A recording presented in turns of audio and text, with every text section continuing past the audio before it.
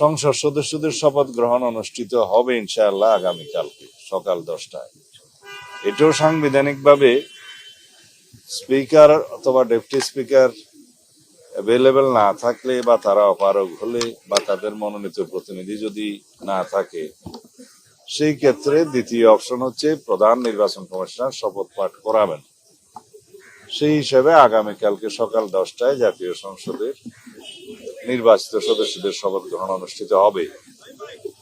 এইটা প্রধান নির্বাচন কমিশনের সাংবিধানিক এখতিয়ার আছে।